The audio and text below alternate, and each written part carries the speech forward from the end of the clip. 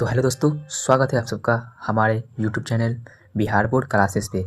तो इसके पिछले वीडियो में हम क्लास 10th के एनसीईआरटी साइंस के 10 चैप्टर 1 के 10 तक का सभी प्रश्न को हल कर लिया था। अब इस वीडियो में हम 11 से लेकर जहाँ तक है कुल 20 प्रश्न हैं, सभी प्रश्नों को हल करेंगे। तो आइए 11 नंबर क्वेश्चन से शुरू करते हैं। वियोजन अभिक्रिया को संयोजन अभिक्रिया के विपरीत क्यों कहा जाता है? इन अभिक्रियाओं के लिए समीकरण लिखिए। तो आइए इसका आंसर देखते हैं। तो ये रहा 11 नंबर क्वेश्चन का आंसर। वियोजन अभिक्रिया में एक यौगिक टूटकर दो सरल यौगिक बनाता है और संयोजन अभिक्रिया में दो पदार्थ मिलकर एक यौगिक बनाता है। इसलिए वियोजन अभिक्रिया को संयोजन अभिक्रिया के विपरीत कहा जाता है। एग्जाम्पल में दिया हुआ है 2HCl और ये वियोजन हो रहा है, यहाँ पे अलग अलग यौगिक में टूट रहा है। H2 प्लस Cl2 यह वियोजन अभिक्रिया का उदाहरण है। और यहाँ पे H2 प्लस Cl2 अभिक्रिया होकर 2HCl बना रहा है, यह संयोजन अभिक्रिया का उदाहरण है। अब इसके अगले क्वेश्चन देखते हैं। ये 12 नंबर क्वेश्चन है। उन वियोजन अभिक्रियाओं के एक समीकरण लिखिए जिसमें ऊष्मा, प्रकाश एवं विद्युत के रूप में ऊर्जा प्रदान की जाती है। तो इसका आंसर देखते हैं। अब ये रहा 12 नंबर क्वेश्चन का आंसर। ऊष्मा यानी बोल रहा था एक समीकरण लिखिए जिसमें ऊष्मा, प्रकाश और विद्युत के रूप में ऊर्जा प्रदान की जाती है। यहाँ पे ऊष्मा के रूप में है, यानी CaCO3 को अगर ऊष्मा दिया जाए तो CaO और CO2 में टूट जाता है। और प्रकाश द्वारा है 2AgI, इसमें प्रकाश से 2Ag प्लस I2 में टूट जाता है। और यहाँ पे विद्युत द्वारा यानी 2NaCl यानी नमक को में विद्युत से जब अपघटित किया जाता है तो 2Na प्लस Cl2 हो जाता है। तो ये इसका आंसर हम लिख देंगे। अब इसके 13 नंबर क्वेश्चन देखते हैं। तो 13 नंबर क्वेश्चन में है विस्थापन एवं द्विविस्थापन अभिक्रियाओं में क्या अंतर है? इन अभिक्रियाओं के समीकरण लिखिए। तो इसका आंसर अब करेंगे। तो यहाँ ये रहा 13 नंबर क्वेश्चन का आंसर। इसको दो पार्ट में डिवाइड करके लिखेंगे क्योंकि इसमें अंतर लिखना है। एक तरफ विस्थापन और दूसरी तरफ द्विविस्थापन लिख देंगे। और एक नंबर में लिखेंगे वह अभिक्रिया जिसमें किसी यौगिक में उपस्थित किसी परमाणु या परमाणुओं के समूह को किसी दूसरे परमाणु द्वारा विस्थापित कर दिया जाता है, उसे विस्थापन अभिक्रिया कहते हैं।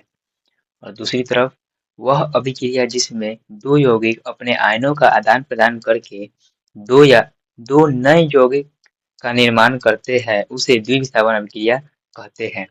और विस्थापन का एक उदाहरण लिख देंगे और दूसरी साइड द्विविस्थापन का एक उदाहरण लिख देंगे।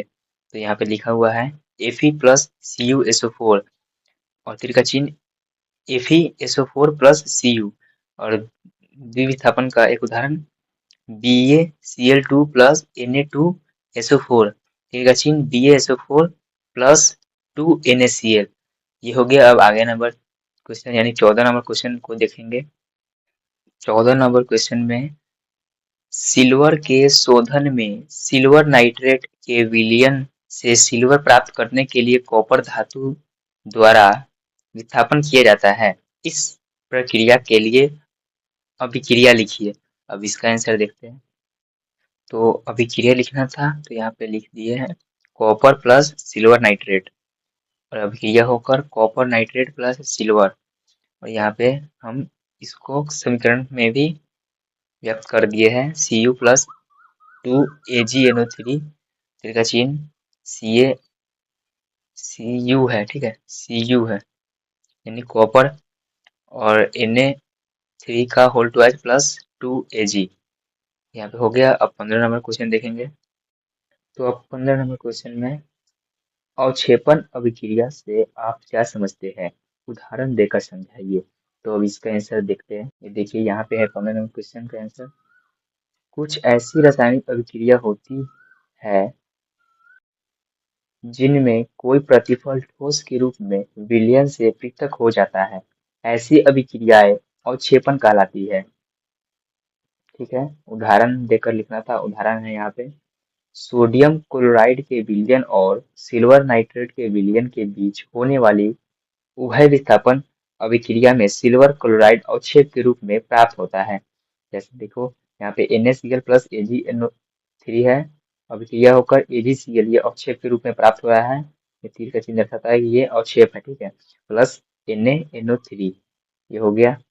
अब इसके आगे क्वेश्चन देखते हैं। ये जो 15 नंबर क्वेश्चन था वो इम्पोर्टेंट था, इसको अच्छे से याद कर लेना। तो अब 16 में है, ऑक्सीजन के योग या ह्रास के आधार पर निम्न पदों की व्याख्या कीजिए, प्रत्येक के लिए 2 उदाहरण दीजिए। एक में उपचयन और बी में अपचयन है। इसका जो है वो योग, ऑक्सीजन के योग या ह्रास के आधार पर व्याख्या करना है। तो इसका अब आंसर देखते हैं। तो ये है 16 नंबर क्वेश्चन का आंसर।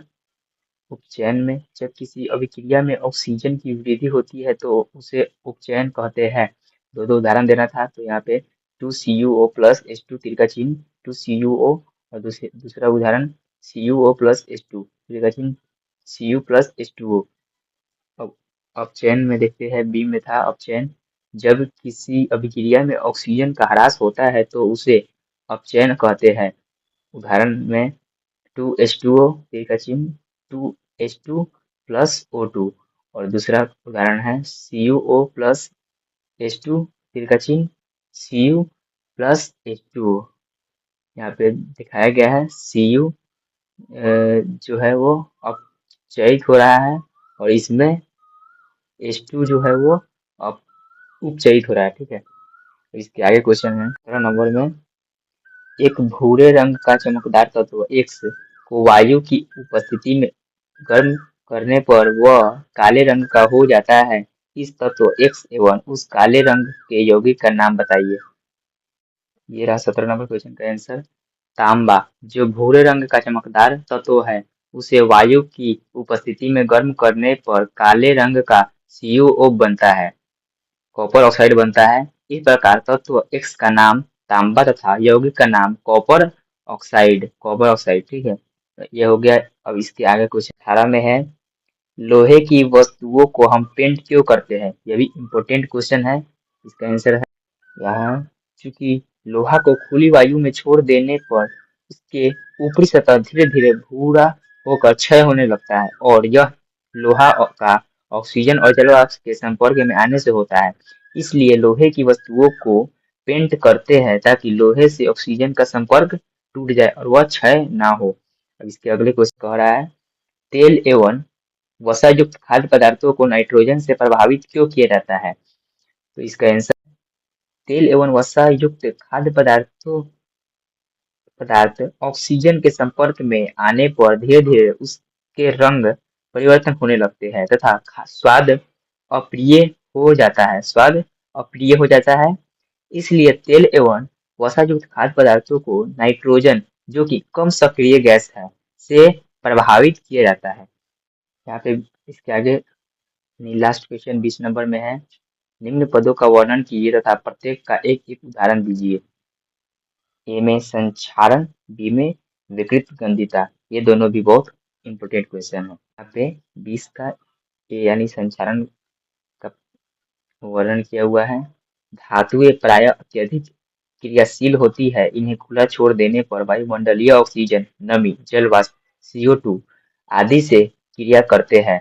इस अभिक्रिया के पश्चात बना यौगिक धातु के सतह के ऊपर बैठ जाता है, जिससे धातु की चमक फीकी पड़ जाती है तथा इसका क्षरण भी होता है। इस प्रक्रिया को संक्षारण कहते हैं। एक उदाहरण भी देना था, इसका उदाहरण हम यहाँ पे लिखे हैं, दिख रहा होगा। क्षर को वायु में छोड़ देने पर उस पर भूरे रंग का परत चढ़ जाता है। ये उदाहरण हो गया।